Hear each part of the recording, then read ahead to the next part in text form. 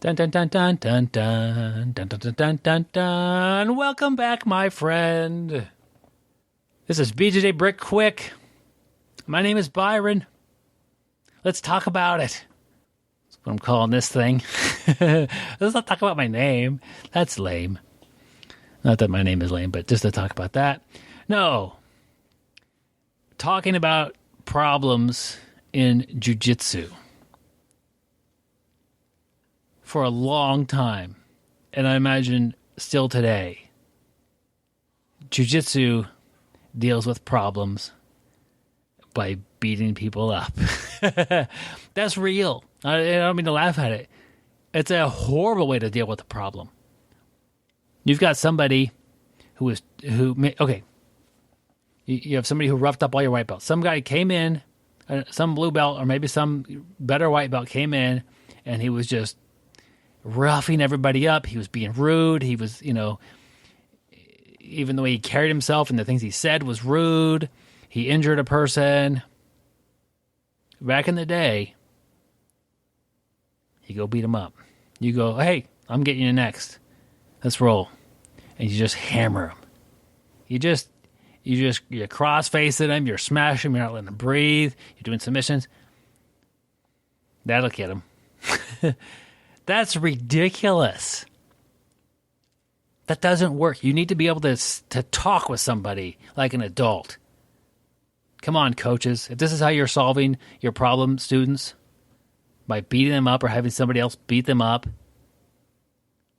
I'm going to tell you why it's a bad solution. Not just because it's stupid, but because when I go and I beat up that person who's bullying the white belts, they just figured out, they just witnessed what jiu-jitsu did to them. Like, okay, this is what jiu-jitsu, man. That person was better at jiu-jitsu than me, but they really took it to me. How do we roll? That's how we roll. I just got smoked for 5 minutes straight by a black belt, and that's jiu-jitsu. So next time I roll with a white belt who sucks, I'm going to smoke them for that 5 minutes straight. It's going to be a miserable experience for them, and I'm going to be having a great time. That's what you're teaching them. That's what they're literally experiencing. It's not going to work. You're not going to change them by beating them up. You need to say, you need to be an adult, and you need to say, hey, you're rolling pretty rough with those white belts, those blue belts, whatever. Yeah, here at this gym, we really value safety. We also enjoy a good time. That we're not competing. This isn't a wrestling room. You're not trying to get a varsity spot.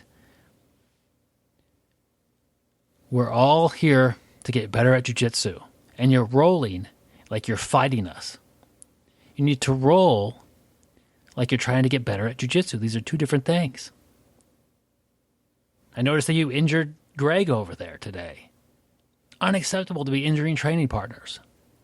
He didn't tap fast enough. You didn't give him enough time to tap. I've never seen Greg, outweigh a submission to where he thought he was going to get out. Greg will tap every time if you give him a chance. You cranked on his arm.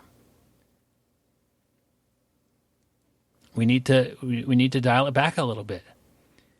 And coaches, like that conversation that little mock thing I just had, that's way easier for you to do than for the white belts to ask, hey man, don't roll so hard with me.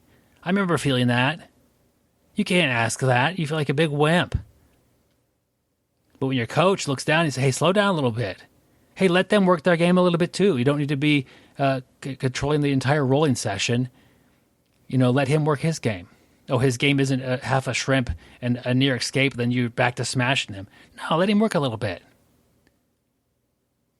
I think there's a lot of value to a coach that doesn't roll every time, that sits out and watches and polices bad behavior.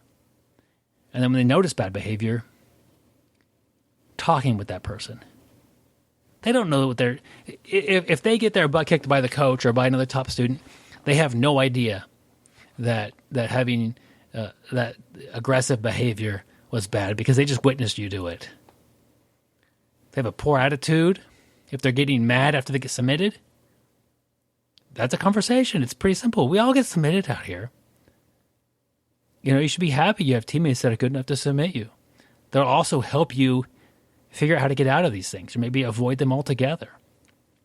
But if you're upset with that, they're not going to want to roll with you. In this room of 20 people, there were 25 submissions tonight, I'm sure. You were the one that got upset. It's not a failure of jiu-jitsu. It's a learning process that we're going to get better at. And after you get a conversation like that, they'll make up their mind whether they're coming back, or maybe they think you're a wimp, or maybe they come back and they're a good training partner after that. Maybe it's a couple of conversations back to back. But you have to talk about it to fix these type of problems. I hope you have a great day today.